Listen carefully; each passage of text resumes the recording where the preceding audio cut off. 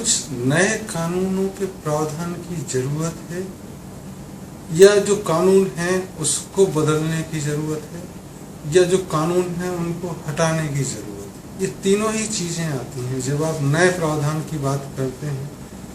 तो ऐसा भी तो हो सकता है कि नए प्रावधान बना दिए और पुराने हटाए नहीं।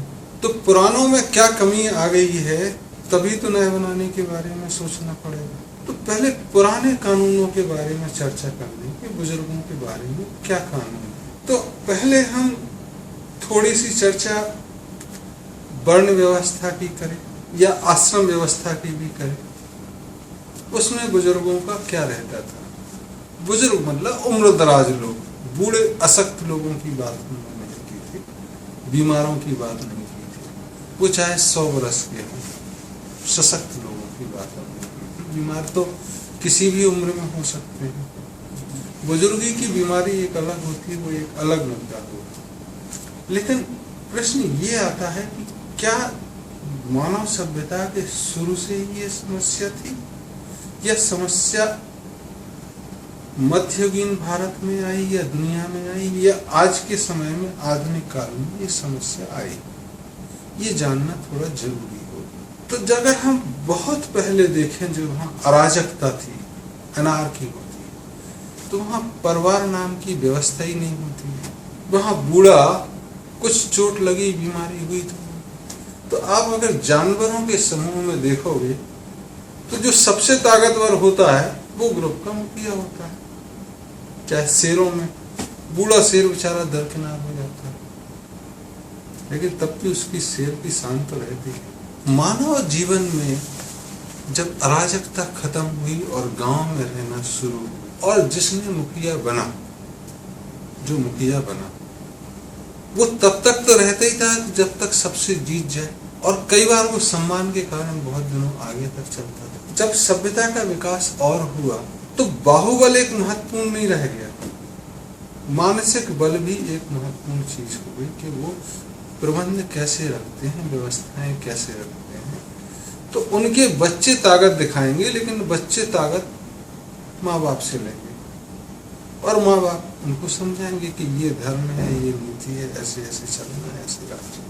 तो जैसे जैसे 6000 वर्षों में समाज का विकास हुआ, वैसे वैसे एक दृष्टि आई कि कैसे लोग मुखिया रह सकते हैं, कैसे लोग मुख्य रह सकते हैं। फिर जब बाहरी आक्रमण की चीजें बंद हो गई तो एक व्यवस्था और व्यवस्था सुचारू रूप से चले इसकी जरूरत महसूस हुई। वहां पे जाके आश्रम व्यवस्था बनी, वहां पे जाके चीजों की परिभाषा दी गई, चीजें परिभाषित की गई कि परिवार क्या हो सकता है, परिवार क्या होना चाहिए। तो अराजकता में अगर एक और देखें तो मैं और मैं ही मैं हूं, पत्नी भी शायद मेरा हिस्सा ना हो, अगर बन गई तो कल के दिन पुत्र हो जाएगा, वो हिस्सा हो जाएगा। लेकिन पड़ोसी कितना मार खाट के, तो जो कैनिबल्स हैं, जो आदमियों का मांस भी खाते हैं, वहाँ क्या परिवार होगा। वहाँ बीवी को भी खा जाए या पति को भी खा जाए तो कोई बहुत बड़ी बात नहीं है। लेकिन जब उससे बाहर निकलते हैं तो जैसे चिड़ियों में होता है कि जैसे ही बच्चे की उड़ने की सामर्थ्य बनी, माँ बाप छोड़ दे, कुत्ते बिल्ली जितने जानवर हैं, तो वो एक पहली सीढ़ी होती है समाज की कि बच्चे बड़े हुए आपने छोड़ दिया। अब बच्चे कितने बड़े हुए तब आपने छोड़ा। तो जहां अराजकता की बात पहली सभ्यता बनती है, वहां परिवार होता है, पति पत्नी और उसके अविवाहित बच्चे जिनको उसको पालना जिम्मेदारी है। और कमोबेश पिछले 800-900 वर्षों में जब से औद्योगिकरण हुआ, जब से कुछ देश जो औद्योगिकरण में आगे हैं, वहां परिवार इसी तरह विकसित हुआ, क्योंकि लगातार युद्ध में रहे, अराजक रहे, तो पति पत्नी और मेरे बिना शादीशुदा बच्चे, जैसी शादी हुई परिवार से अलग हो गए, उसका अलग परिवार हो गया। कमोबेश जो भी अंग्रेजी राज्य की चपेट में आए उनमें परिवारों की व्यवस्था आज ऐसी ही है। परिवारों की परिभाषाओं में आप देखेंगे तो पति पत्नी और उनके बच्चे, वो बच्चे जिनकी शादी हुई, जैसे ही शादी हुई उस बच्चे का नया परिवार होता है, तो आप देखोगे कि राशन कार्ड नया बन गया, शादी हुई। तो जो परिवार का हिस्सा ही नहीं रहा, उसके पास परिवार की जिम्मेदारी क्या है? वो तो कर दिया तो ठीक है, नहीं किया तो जबरदस्ती तो है नहीं। तो सबसे पहले अगर कुछ चीज परिवर्तित करनी होगी समाज में, तो परिवार की परिभाषा पे ही ध्यान देना होगा कि परिवार की परिभाषा क्या है। अगर आज की दशा हम देखें देश में, तो परिवार की परिभाषा जो की गई वो मुख्य रूप से अड़चन, जो ये दिखाती है कि भैया परिवार तो वही है। तो आपके दफ्तरों में, सरकारी नौकरी में आपकी 2 दिन पुरानी पत्नी सारा पैसा आपका पीएफ का और जितना आपकी देनदारी अगर कोई मर गया तो उसका ले जाती है। वो उसकी तनख्वाह के एक नियत 50% तक की हकदार हो जाती है, क्योंकि वो परिवार का हिस्सा है। उसके माँ बाप परिवार का हिस्सा से हट गए, तो कुछ अनहोनी माँ बाप के साथ हो जाए, बच्चा कुछ करे, उसका मतलब ही नहीं। फिर स्वतंत्रता के बाद परिवार में कुछ तब्दीली हुई भारत में। उसमें जो माँ बाप पैसा नहीं कमा रहे हैं या उनकी इतनी तनख्वाह नहीं है कि वो अपना भरण पोषण कर सकें, उनको परिवार का हिस्सा माने। भाई जिसकी शादी नहीं हुई है और 25 वर्ष से कम है, ऐसी बहनें भी, कुछ थोड़ा बहुत परिवर्तन हुआ। लेकिन तब भी जब मृत्यु या अपंगता पे नौकरी छोड़ता है तो माँ बाप का हक नहीं बनता उसमें, क्योंकि परिवार की परिभाषा नहीं है। पत्नी सारा पैसा ले जाएगी और कल दूसरी शादी भी कर ले, समाज उसको गलत नहीं ठहरा सकता, क्योंकि शासन के नियमों में वो है ही नहीं। गलत मान सकता है कि गलत किया इस स्थिति में, लेकिन ठहरा नहीं सकता, क्योंकि अदालतों में, न्याय व्यवस्था में ऐसी व्यवस्था ही नहीं है। तो सबसे बड़ी अड़चन है परिवार की परिभाषा। और जैसे ही आप परिवार की परिभाषा में ये मान के चलोगे कि बुजुर्ग भी परिवार का हिस्सा है, तो जब पैसे का बंटवारा होगा तो जाहिर है माँ बाप से भी पूछना पड़ेगा, उनका भी हिस्सा देना पड़ेगा। नहीं तो अभी जो होता है कि शादी होते ही आपको फिर से एक पूरा का पूरा पेपरों का एक बंडल भरना पड़ता है। तब शायद इसकी इतनी आवश्यकता ना हो, आप एक नाम ही ऐड करें, उसमें एक नाम ही जोड़ें कि मेरी पति ये है, मेरी पत्नी ये है।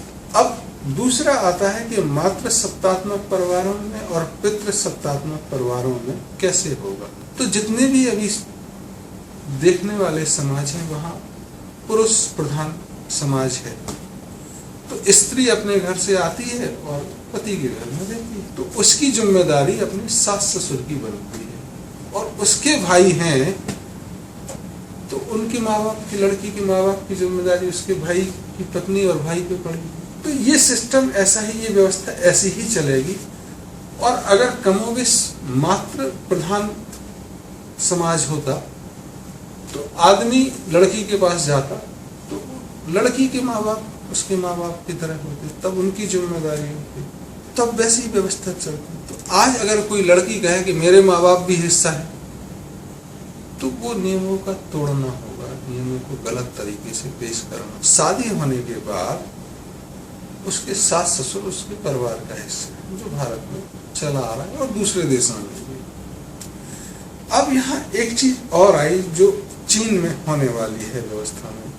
चीन ने पिछले 30-40 दशक से एक बच्चे का प्रावधान रखा कि आप कर सकते हो। ऐसे में शादी होगी तो लड़का लड़की एक समूह बनेगा, तो उनके ऊपर 4 लोगों की जिम्मेदारी आएगी। लड़की के माँ बाप, लड़के के माँ बाप। तो निर्वहन कर पाएंगे तो चाइनीज समाज में दिक्कत आने वाली है। भारतीय समाज में या जहाँ जनसंख्या ज्यादा है, 4 बच्चे हैं, नहीं मैं नहीं पालता हूँ तू पाल ले, ऐसी समस्या आने लगी। 4 होके कोई नहीं है, तो शायद 1 होके वो पूरा चलता। तो परिवार में बुजुर्गों की हालत ठीक रहे उसके लिए जरूरी है परिवार में जो आने वाले बच्चे हैं वो नियमित रहे, नियंत्रित रहे। भारत में जो परिवार की परिभाषा है, परंपरा और रीति रिवाज मानने वाला जो समूह है वो परिवार कहला सकता है। उसमें ये समाहित है कि आज जो मैं जन्म लेता हूँ तो मैं किन किन के चेहरे देख सकता हूँ, और कल जब मैं मृत्यु को प्राप्त होऊंगा तब तक मैं कितने चेहरे देखूंगा, वो मेरे सारे परिवार का हिस्सा होंगे। उसमें आज जब मैं जन्म लेता हूँ तो अपने पापा को, दादा को और संभव हो परदादा को देख पाऊँ तो 3 पीढ़ी, और उसके बाद भी अगर हो तो देख सकता हूँ। मैं अपनी माँ को, दादी को और परदादी को भी देख सकता हूँ। मतलब माँ के परिवार के लोगों को, दादी के परिवार के लोगों को और परदादी के परिवार के लोगों को। जब मैं वयस्क होऊंगा तब मेरी पत्नी भी मेरे परिवार का हिस्सा होगी, उसके भाई बहन वो भी परिवार की तरह होगी। जब मैं बड़ा होऊंगा और मेरे बच्चे की शादी होगी तो बहू का परिवार भी शायद मेरे परिवार में है, बहू तो कम से कम आएगी ही आएगी, और मेरे बच्चे के लिए बहू का परिवार उसका परिवार हो सकता है। जब मैं उस उम्र को प्राप्त होऊंगा जब मेरे बेटे के बेटी की शादी होगी, परपोती होगी, भी मेरे परिवार का हिस्सा होगी, और उसके बाद शायद आश्रम व्यवस्था के कारण मेरा संन्यास आश्रम में प्रविष्ट हो जाए। तब मुझे ये परवाह नहीं है कि कौन बच्चा जन्म ले रहा कौन नहीं ले रहा। तो 4 पीढ़ी आगे और 3 पीढ़ी पीछे सगोत्र और पिंड, ये मेरे परिवार का हिस्सा होगा। इतना बड़ा जब परिवार होगा तो वसुधैव कुटुंबकम की भावना पैदा होगी कि सारे कोई ना कहीं रिश्ते में बैठ जाएगा। तो ये परिवार की परिभाषा बदलने की जरूरत है। दूसरा, जब पैसे खर्च करते हैं हम तो माँ बाप पैसा बच्चों को देते हैं, वो जिम्मेदारी होती है, स्नेह होता है, यह कर्जा, ये सोचने की जरूरत है। आदमी अपने पत्नी के लिए और अपने लिए जो खर्चा होता है उसको किस रूप में आप देखते हैं, और अपने माँ बाप को जो देते हैं वो किस रूप में देखते हैं। तो भारतीय सभ्यता में जो पुरातन सभ्यता रही है, जिसके कहीं कहीं श्रुति और स्मृति में अवशेष मिलते हैं या ध्यान आता है, उसमें कहा गया है कि जो बच्चों को दे रहे हैं वो वस्तुतः कर्ज है। तो तुमने कई जगह सुना होगा कि माँ बाप का कर्ज अदा कर रहे हैं। उनसे बोलो ना, तुम तो माँ बाप का ख्याल कर रहे हो। बोले नहीं, ख्याल नहीं है, तो कर्ज अदा कर रहे हैं जो उन्होंने हमारे लिए। तो वस्तुतः वो कर्ज ही होता है कि जो आप आने वाली पीढ़ी को दे रहे हो, और कर्ज का नाम इसलिए दिया गया कि बाद में जब आप बड़े हो और उनको जरूरत हो तो आप लौटाएं। ब्रह्मचर्य में जो हैं, जो बच्चे हैं 0 से 25 तक, कर्ज रूप में खर्च करें। कर्ज की अदायगी जरूरी है। तो जब बच्चे कमाने लगे तो कर्ज की वापसी करें, नहीं तो बाप नौकरी से या धंधे में चिपटा रहेगा, आपको काम भी नहीं देगा। अगर आप नहीं लौटाओगे और दुकान है बाप की तो कहेगा तुम साला लौटाओगे नहीं, हम तुमको क्यों दे दुकान, बैठा रहेगा तो आप खाली बैठे रहोगे। तो 50 वर्ष में जब वो खाली करेगा तो तुम उसको पैसा दोगे, वो कर्ज की भरपाई होगी। तब आप उस पर एहसान नहीं कर रहे, अपने माँ बाप पे एहसान नहीं। ऐसी परिस्थिति में कल के दिन अगर आपने बंद कर दिया पैसा देना तो क्या होगा कि आपने कर्ज नहीं पटाया। जब कोई चीज ऋण लेके नहीं चुकाओगे तो जाहिर है उसके प्रावधान भी होंगे समाज में। अगर सरकार ताकतवर है तो आपसे पैसा भी लेके उनका देख रेख कर सकती है। तो जब कर्ज की अदायगी के रूप में चीजें आएंगी तो बुजुर्गों का सम्मान अपने आप हो गया। तो खर्च को विभक्त करने की जरूरत है कि 25% बच्चों पे, 25% पति पत्नी अपने पे, 25% माँ बाप को, और 25 जो लास्ट बचा है उसमें देश और समाज। तो उसमें 12% सरकार को टैक्स के रूप में और 12-12.5% संन्यास आश्रम में। मान लो किसी के दादा दादी हैं जो संन्यास आश्रम में, तो वो मंदिर मस्जिद में दे सकता है। जैसे इस तरह से उनका भरण पोषण चले। तो समाज में खर्च की व्यवस्था को परिभाषित करने की जरूरत है। तीसरा चीज, जब हम ये बात कर रहे हैं कि इतना इतना पैसा खर्च करना है, तो जाहिर है कर की सीमा भी कम करने की जरूरत है कि वो अपना देख रेख कर सके। अगर सरकार कर ज्यादा लेती है तो इनमें से किसी न किसी को दिक्कत होगी। तो आज क्या है कि सरकार कर ज्यादा ले लेती, बच्चे माँ बाप को छोड़ दिए या अपने बच्चों की देख रेख नहीं करते। इंग्लैंड और अमेरिका में अगर आप देखते हो तो 12वीं तक पढ़ा के बच्चों को छोड़ देते हैं। फिर तुम पेट्रोल पंप पे पेट्रोल भरो, रात को क्लास करो या सफाई करो होटल में, फिर करो। लेकिन भारत में तो पढ़ा रहे हैं। अगर भारत में अभी वैसी व्यवस्था थोड़े दिन तक चली तो हालत ये होगा कि माँ बाप क्यों पढ़ाएंगे आप, वो अपने बुढ़ापे के लिए पैसा बचाएंगे। और ऐसा दिखाई भी देने लगा है, इतने सारे पेंशन स्कीम आ गई हैं कि बुढ़ापे में आपको 2 करोड़ मिलेगा, करोड़ मिलेगा। पहले तो ये चिंता ही नहीं होती थी, मेरा बेटा पढ़ रहा है, वो मेरा ख्याल करेगा, मेरा कर्ज लौटाएगा, मुझे इंश्योरेंस की क्यों जरूरत है। क्योंकि अमेरिका में यह हालत हो गए हैं, परिवार इस तरह से परिभाषित 300 वर्षों तक रहा, तो माँ बाप बच्चों का ख्याल नहीं करते हैं, बच्चे माँ बाप का नहीं करते। यहाँ भी वैसी परिस्थिति हो सकती है। तो कैसी परिस्थिति हम चाहते हैं कि हमको निर्णय लेना होगा। तो हम चाहते हैं कि इंश्योरेंस का धंधा बढ़े, तो हम बच्चों का ख्याल ना करके अपना इंश्योरेंस में पैसा डालेंगे। मैं क्यों कर बच्चों की फीस के लिए उधार लूंगा। तुम पेट्रोल पंप पे काम करो और लो, पढ़ाई करो, काबिलियत होगी, पढ़ पाओगे तो पढ़ लोगे।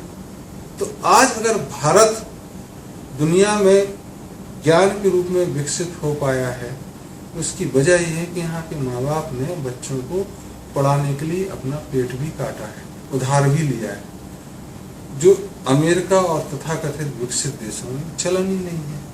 बच्चा खुद लेता है। इसलिए आज आप दुनिया के सामने पढ़े लिखे देश होने का गौरव प्राप्त करते हैं, सम्मानित होते हैं। लेकिन अगर ये व्यवस्था नहीं रही तो कल आप गैर गुजरे हो सकते। तो तीसरा, ये टैक्स की व्यवस्था आपको कम करनी है। चौथी, स्वास्थ्य के बारे में चीजें जरूरी हैं कि स्वास्थ्य पे इतना जोर जबरदस्ती देने की जरूरत नहीं। पहले ठीक से रहन सहन की जरूरत थी, देखते थे।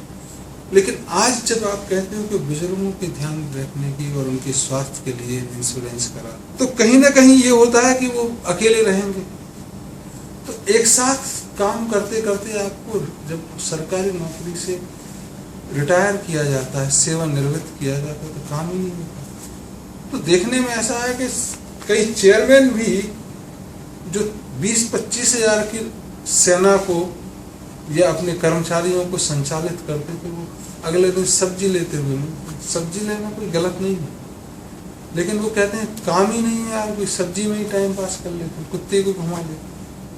तो आपने पढ़े लिखे एक सीमा पे पहुंचे हुए लोगों को डंप कर दिया, जबकि उनको अपनी सेवाएं अगर वो चाहते हैं तो प्रदान करने का मौका देना चाहिए, जो शिक्षा में होता। तो सेवा में जो नौकरी के रिटायरमेंट की एज है, उसमें तब्दीली की जरूरत है। और कुछ सेवाओं में रिटायर्ड आदमी का ही सहयोग हो, इसकी जरूरत है। तो कुल मिला के कौन सी एज के लोग कौन सा काम करते हैं, ये परिभाषित करने की जरूरत है। क्या 25 वर्ष का बच्चा सांसद बनने लायक है, ये सोचना पड़ेगा। क्या 80 वर्ष का आदमी प्रधानमंत्री बनने लायक है, ये भी सोचना पड़ेगा। तो दोनों चीजें सोचने की जरूरत है। क्या मोटे पेट निकला हुआ पुलिस का अधिकारी बनने लायक है, क्या कमजोर आदमी लेबर के काम करने लायक है, ये चीजें कुछ सोचनी पड़ेंगी। उम्र के हिसाब से, शारीरिक सामर्थ्य के हिसाब से इस पर चर्चा की जरूरत है। तो नियमों में बहुत सारे परिवर्तन जरूरी हैं या कुछ पुराने नियमों को हटाने की जरूरत है, और भारत को अपनी तासीर के हिसाब से आगे बढ़ने की जरूरत है, ना कि किसी का पिछले। कई तथाकथित विकसित देशों में समस्या आ गई है, चीन में आने वाली है, आपके यहाँ नहीं आई है, लेकिन आगाज तो हो गया है। तो वक्त रहते अगर संभले तो शायद जो भारतीय गौरव है उसको बचा रख पाएंगे कि एक स्वस्थ समाज तो है ही। कमजोर थोड़ा पड़ गया था, तो एक बाहुबल की और एक मानसिक बल की फिर से प्रदर्शन की जरूरत होगी, या एकत्रित करने, तो वैसी ट्रेनिंग की जरूरत हो सकती है। लेकिन कुल मिला के नियमों को एक नए तरीके से लेना